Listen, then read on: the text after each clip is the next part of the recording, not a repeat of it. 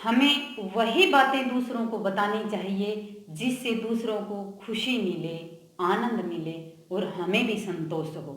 नमस्ते बच्चों, मैं सुगना। आज की वीडियो में हम कक्षा 10 की जो हमारी चौथी कविता चल रही थी आत्म कथ्य, उसको कंप्लीट करेंगे, जिसको लिखा है छायावाद के स्तंभ महाकवि जयशंकर प्रसाद जी ने।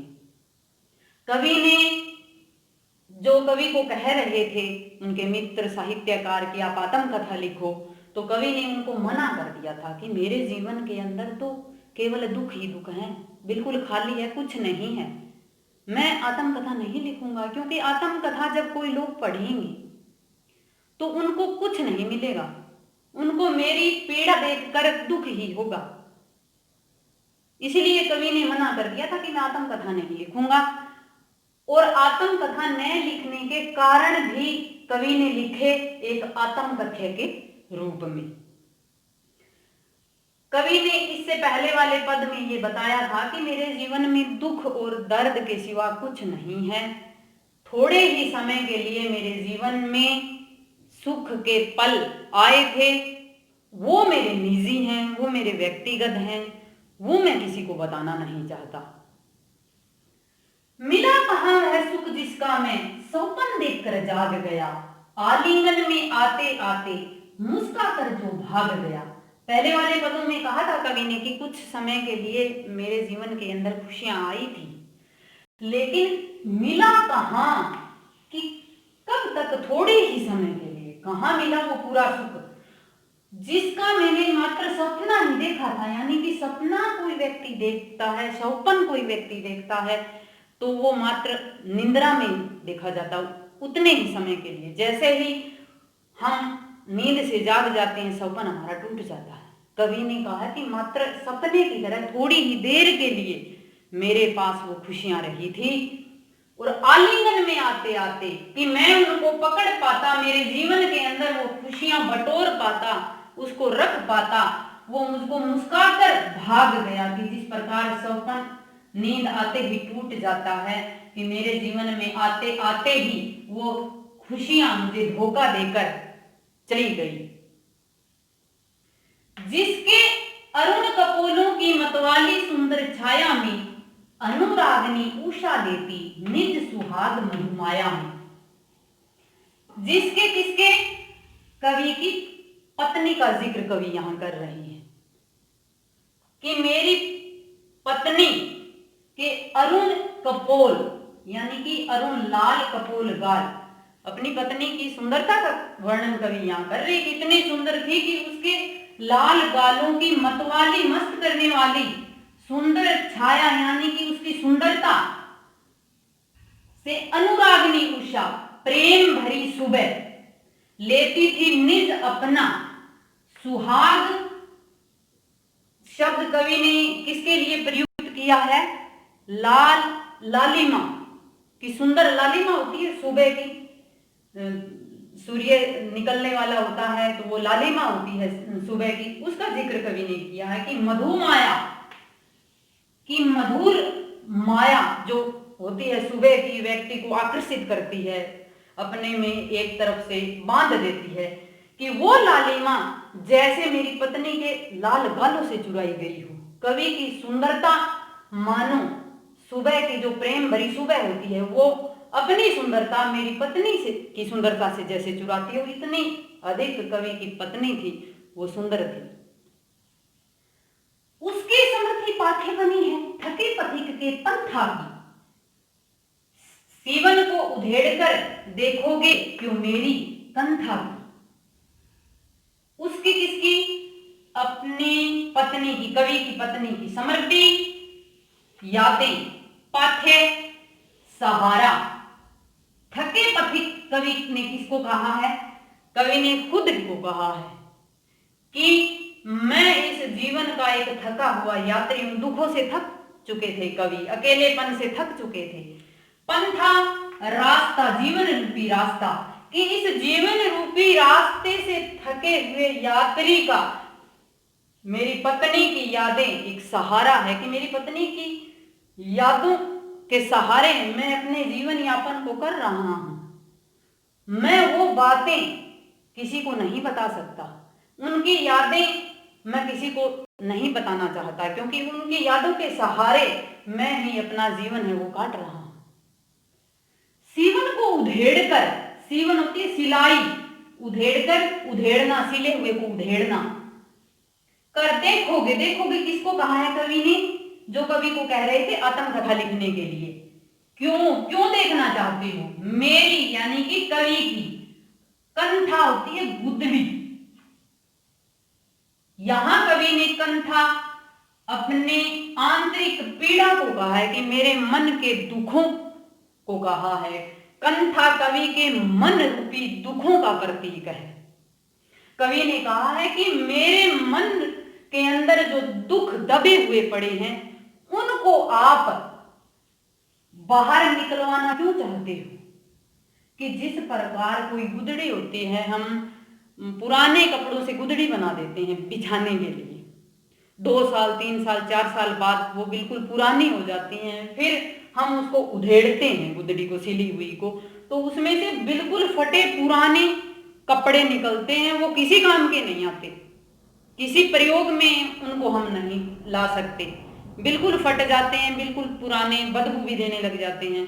यही बात कवि बता रहे हैं कि जिस प्रकार पुरानी गुदड़ी से जो कपड़े निकलेंगे वो किसी के प्रयोग में नहीं है, मेरे मन के अंदर बिल्कुल उस गुदड़ी की तरह दुख और दर्द है। मेरी आत्मकथा लिखने पर या मैं वो दुख दर्द लिखूंगा, बताऊंगा, तो वो किसी को भी सुख नहीं देगा, किसी को कोई प्रेरणा नहीं देगा।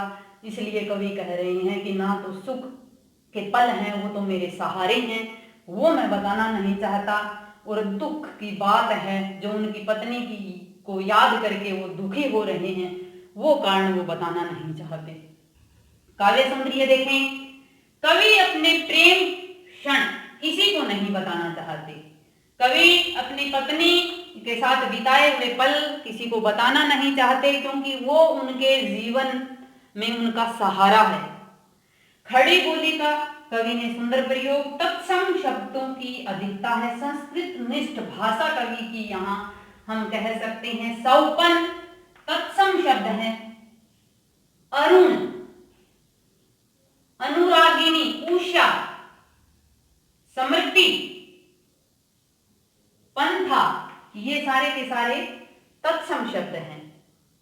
लक्षणा शब्द शक्ति है कि जिस शब्दों का अर्थ कोई और निकल के आ रहा है। यहां कवि ने पंथा की बात की है, नहीं जीवन की बात की है।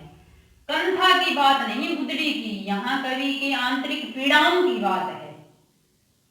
करुण रस का प्रयोग है, 2 लाइनों में श्रृंगार रस है, बाकी करुण रस है, तो आप यहां करुण रस ही लिखोगे। प्रसाद गुण संगीतात्मकता है, प्रतीकात्मकता है। प्रतीक कवि ने यहां दिया है किसका? कि कंठा किसका प्रतीक है? जीवन का। और कंठा प्रतीक है किसका? कवि की आंतरिक पीड़ा का, मन के भावों का, कवि के अंतर्मन का। और पंथा प्रतीक है कवि के जीवन का। आत्मकथात्मक शैली है, कवि ने यहां अपने आप की बात की है। पुनरुक्ति प्रकाश अलंकार हमारा आया है आते आते। जहां 2 या 2 से अधिक शब्द आते हैं उनका एक ही अर्थ निकलता है, सिर्फ भाषा पर प्रभाव डालने के लिए, सुंदर बनाने के लिए, वह हमारा पुनरुक्ति यानी कि पुनः पुनः 2 बार 3 बार शब्द आते हैं। अनुप्रास अलंकार कई जगह आया है। मानवीकरण अलंकार कहाँ आया है? कवि ने यहाँ सौपन का मानवीकरण किया कि आते आते भाग गया, मुस्का कर जो भाग गया। चौथा पद देखें, छोटे से जीवन की कैसी बड़ी कथाएं आज कहूं, क्या यह अच्छा नहीं कि औरों की सुनता मैं मौन रहूं। कवि ने कहा है कि छोटे से जीवन की, कवि ने ऐसा क्यों कहा है? क्योंकि कवि का जन्म हुआ था 1889 में और उनकी मृत्यु हो गई थी 1937 में। मात्र 48 वर्ष की आयु में उनका देहांत हो गया था। और जो उन्होंने ये आत्मकथा लिखी थी, जब उनको आत्मकथा लिखने के लिए कह रहे थे, तब उनकी आयु मात्र 40 और 42 साल की थी। 1932 में ये आत्मकथा उनकी छपी थी हंस पत्रिका में। तो कवि ने कहा कि अब तक उम्र भी नहीं हुई, मैं छोटा सा जीवन है, इसमें बड़ी बड़ी बातें मैं आपको कहां से बता दूं, आत्मकथा में तो कुछ बड़ी बातें लिखनी पड़ेगी। क्या अच्छा नहीं है कि इससे अच्छा तो ये है कि मैं औरों की आत्मकथा सुनूं और मैं चुपचाप रहूं, कि मैं इंतजार करूं मेरे जीवन में कुछ बड़ी बातें हों, बड़ी घटनाएं हों, बाद में मैं आपको बताऊं। सुनकर क्या तुम भला करोगे मेरी बोली आत्मकथा। कवि कह रही है कि क्या मैं मेरे जीवन के दुख आपको बता दूं, मेरी पीड़ा आपको बता दूं, मेरी कमियां कमजोरियां सबको बता दूं आत्मकथा लिखकर, क्या आप मेरा भला कर दोगे, मेरी कमियों को दूर कर दोगे, मेरे जीवन के खालीपन को क्या आप भर दोगे, क्या जो मेरा परिवार मेरे साथ नहीं है वो वापस ला दोगे, कि मैं क्यों आत्मकथा लिखूं, आप मेरा क्या भला कर दोगे। क्या आपको ना तो आपको खुशी मिलेगी, ना आप मेरा भला कर सकते, तो फिर मैं आत्मकथा क्यों लिखूं, इससे अच्छा तो मैं दूसरों की सुनता रहूं। भोली आत्मकथा, कवि ने अपनी आत्मकथा को भोली कहा है कि मेरे जीवन की कहानी सीधी सरल है, उसमें कुछ खास बात नहीं जो लिखने योग्य हो। अभी समय भी नहीं, थकी सोई है मेरी मौन व्यथा। कवि ने कहा है कि अभी समय नहीं आया। ये कवि ने क्यों कहा है, क्योंकि अगर समय आएगा कि मैंने ऐसा कुछ जीवन में हासिल नहीं किया, ना कोई सम्मान मेरे को मिला है, ना कोई प्रसिद्धि मिली है, जीवन में कोई बड़ा काम मैंने नहीं किया है, अगर कुछ करता तो मैं वो लिख देता, तो अब समय नहीं आया है आत्मकथा लिखने का। थकी सोई है कि मैं जीवन से हारा हुआ हूं, और मौन व्यथा होती है शांत पीड़ा, कि मेरे मन की जो पीड़ा है वो दबी हुई पड़ी है। अगर मैं आत्मकथा लिखूंगा, अतीत में जाऊंगा, तो वो मेरी पीड़ा जाग जाएगी, मेरे को दुख होगा। इसलिए मेरी शांत जो पीड़ा है, वो मेरे दुख है, वो छुपे हुए मेरे मन में पड़े हैं, वो वहीं रहे तो ठीक है, मैं मौन रहूं तो ठीक है, लिखने में कोई फायदा नहीं है। बात करें आपके एग्जाम में कि कविताओं से संबंधित कितने नंबर के आपके क्वेश्चन आपसे पूछे जाते हैं। 10th क्लास में कविता से संबंधित आपके क्वेश्चन कितने आते हैं, कितने नंबर के आते हैं। तो मैं बता दूं कि आपकी कविताएं हैं 9, आपके पाठ्यक्रम में 9 कविताएं हैं, और 9 कविताओं में 20 नंबर के क्वेश्चन आते हैं आपके। कितने नंबर के आते हैं, 20 नंबर के आते हैं। उसमें से आपके 5 क्वेश्चन तो पूछे जाते हैं पद्यांश से आधारित, कि पद्यांश दिया हुआ मिलेगा और उससे संबंधित नीचे क्वेश्चन दिए मिलेंगे, उनके आंसर आपको देने हैं।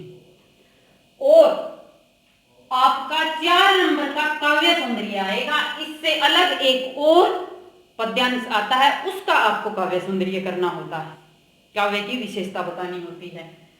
फिर आपके 8 नंबर के आते हैं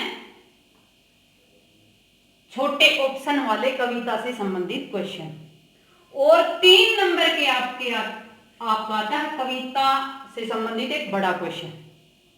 तो टोटल आपके 20 नंबर के कविता के आधार पर आपसे क्वेश्चन पूछे जाते हैं। तो अगर कविता अच्छे से 9 कविताएं अच्छे से समझ ली होती है तो इनके भी उत्तर दे देते हैं हम, और जो 4 नंबर का काव्य सौंदर्य है वो भी कर देते हैं। और कवि परिचय नहीं आता, लेकिन कवि से संबंधित 2 या 3 क्वेश्चन भी आते हैं ऑप्शन वालों में से, तो कवि परिचय भी मोटे रूप में हमें याद करना होता है। 3 नंबर का एक बड़ा क्वेश्चन आता है।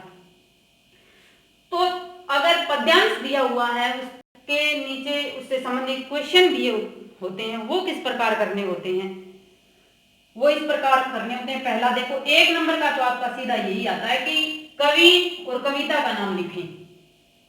जिस पद्यांश के आधार पर आपको बताना होता है कि कौन सी कविता है और इस कविता के कवि कौन है। जैसे इस कविता कवि का नाम क्या है, जयशंकर प्रसाद, और कविता का क्या नाम है, आत्मकथा। 1 नंबर। एक एक नंबर के होते हैं 5 क्वेश्चन। मैंने यहाँ 4 लिखे हैं, जगह नीचे कम बचती है इसलिए मैंने 5वां लिखा नहीं है। खैर क्या है, कवि ने अपने जीवन को कैसा माना है? कैसा माना है जीवन को? कविता का भावार्थ अच्छे से समझ लिया तो कवि ने सीधा ही बताया था कि मेरा जीवन बिल्कुल सरल है और छोटा है। गए है, कवि ने क्यों लिखा है कि अभी समय नहीं। यहां पद्यांश में हम चले जाते हैं, भाई यहां तो समय नहीं, कुछ नहीं लिखा। समय नहीं के अंदर ही भाव छुपा हुआ है, ये नहीं कि आगे दिया हुआ मिलेगा। अभी समय भी नहीं, कवि ने क्यों कहा है? भावार्थ समझ में तभी बताएंगे। भाव कवि का इसमें क्या है कि मेरा समय नहीं आया, मैंने अभी प्रसिद्धि हासिल नहीं की, अब उम्र भी मेरी छोटी है, अगर मैं कोई प्रसिद्धि कोई सम्मान प्राप्त कर लूंगा कि तब मैं आत्मकथा लिखूंगा।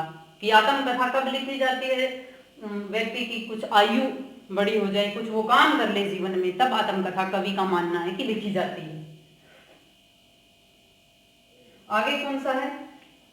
मौन व्यथा में क्या अर्थ छिपा हुआ है? मौन व्यथा कवि ने लिखा है, अर्थ क्या छिपा हुआ है, क्या कहना चाहती है कवि? किसी प्रकार से क्वेश्चन आ सकता है कि मौन व्यथा का अर्थ स्पष्ट कीजिए, मौन व्यथा में क्या प्रतीक है, इस तरह से। मौन व्यथा यानी कि जो उनके दुख दर्द, उनकी तकलीफ है, उनकी जो पीड़ा है, वो अब कवि के मन में दबी हुई पड़ी है। जब वो आत्मकथा लिखेंगे तो वो दबी हुई पीड़ा उनको याद करनी पड़ेगी और कवि को दुख होगा। इसका कहने का भाव कवि का ये है। आशा है कि आपको क्वेश्चन आंसर, कविता का भाव अच्छे से समझ में आ गया होगा। बहुत ही सुंदर कविता है, बहुत ही आसान कविता है, बहुत ही अच्छा इसके अंदर संदेश है, तो अच्छे से इसको याद करना। ये नहीं कि एक बार हमने वीडियो देख ली और समझ में आ गई। अगर एक बार वीडियो देखने में समझ में नहीं आता है, नहीं आती है, क्योंकि लक्षणा शब्द शक्ति है, तो वीडियो को दूसरी बार भी आप देख सकते हैं। दूसरी बार तो समझ में आपके पक्की आ ही जाएगी। घर रहें, स्वस्थ रहें, धन्यवाद।